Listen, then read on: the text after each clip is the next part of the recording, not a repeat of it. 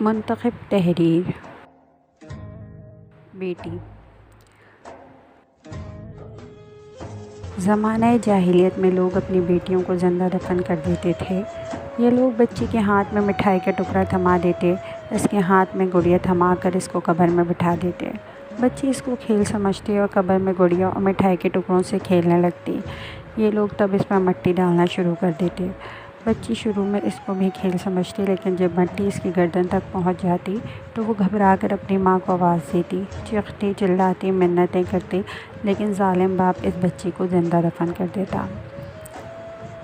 اس کبھی فعل کے بعد جب وہ گھر آتا تو اس بچی کی چیخیں گھر تک اس کا پیچھا کرتی، لیکن ان ظالموں کے دلوں پر تالے پڑے ہوئے تھے، ان کے دل نرم نہیں ہوتے تھے۔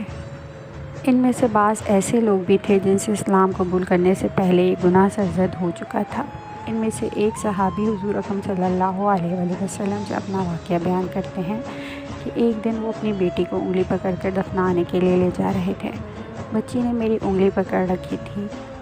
وہ باپ کے لمس کی وجہ سے خوش ہو رہی تھی۔ وہ سارا راستہ مجھ سے اپنی طوطی زبان میں باتیں کرتی رہی۔ میں سارا راستہ اس کو اور اس کی فرمائشوں کو بہلاتا رہا۔ میں اسے لے کر قبرستان پہنچ گیا اور اس کے لیے قبر کی جگہ منتخب کی۔ میں نیچے زمین پر بیٹھا اور اپنے ہاتھوں سے ریت اٹھانے لگا۔ میری بیٹی نے مجھے کام کرتے دیکھا تو خود بھی کام میں لگ گئی۔ وہ بھی اپنے ننھے ہاتھوں سے مٹی کھودنے لگی۔ ہم دونوں باپ بیٹی ریت کھودتے رہے۔ میں نے اس دن صاف کپڑے پہنے ہوئے تھے۔ ریت کھودتے وقت میرے کپڑوں پر مٹی لگ گئی۔ میری بچی نے اٹھ کر میرے کپڑے صاف کیے۔ میں اس کے لیے قبر تیار کر رہا تھا اور وہ میرے کپڑوں پر لگی مٹی صاف کر رہی تھی۔ قبر تیار ہوئی تو میں نے اس میں اس کو بٹھایا اور اس پر مٹی ڈالنی شروع کر دی۔ وہ بھی اپنے ننھے ہاتھوں سے اپنے اوپر مٹی ڈالنے لگی۔ وہ مٹی ڈالتی جاتی اور کہہ لگاتی جاتی اور ساتھ ساتھ مجھ سے فرمائش کرتی جاتی تھی، لیکن میں دل ہی دل میں اپنے جھوٹے خداؤں سے دعا کر رہا تھا کہ وہ مجھے بیٹا دیں۔ میں دعا کرتا رہا اور بیٹی ریت میں دفن ہوتی رہی۔ میں نے آخر میں جب اس کے سر پر مٹی ڈالنی شروع کی تو اس نے خوفزدہ نظروں سے مجھے دیکھا اور کہا، ابا جان، آپ پر میری جان قربان، آپ مجھے کیوں دفن کرنا چاہتے ہیں؟ میرا قصور تو بتا دیں۔ میں نے اپنے دل کو پتھر بنا دیا اور دونوں ہاتھوں سے تیزی سے قبر پر مٹی پھینکنے لگا۔ میری بیٹی روتی رہی، چیختی رہی، دہائیاں دیتی رہی، لیکن میں نے اس کو قبر میں زندہ دفن کر دیا۔ یہ وہ نقطہ تھا جہاں رحمت للعالمین صلی اللہ علیہ وآلہ وسلم کا ضبط بھی جواب دے گیا اور آپ صلی اللہ علیہ وآلہ وسلم کی ہچکیاں بن گئیں۔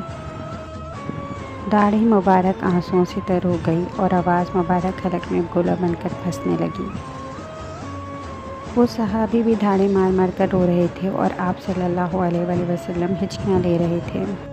آج لوگ کہتے ہیں کہ وہ لوگ کتنے ظالم اور جاہل تھے، لیکن یہ لوگ اپنے زمانے کو نہیں دیکھتے۔ اگر آج ہم اپنا زمانہ دیکھیں تو یہ کام اس زمانے سے آج کے دور میں زیادہ ہو رہا ہے۔ بس فرق صرف اتنا ہے کہ زمانہ جاہلیت میں لوگ بیٹیوں کو پیدا ہونے کے بعد زندہ دفن کرتے تھے، جبکہ آج کے زمانے کے لوگ بیٹی پیدا ہونے سے پہلے ہی ایبورشن کی شکل میں قتل کر کے دفن کر دیتے ہیں۔ موت پہلے بھی اس کا مقدر ہوتی تھی، موت آج بھی اس کا مقدر ہے۔ اگر آپ کو ہماری یہ منتخب تحریر پسند آئی ہے تو چینل کو لائک کریں اور سبسکرائب کریں۔ شکریہ۔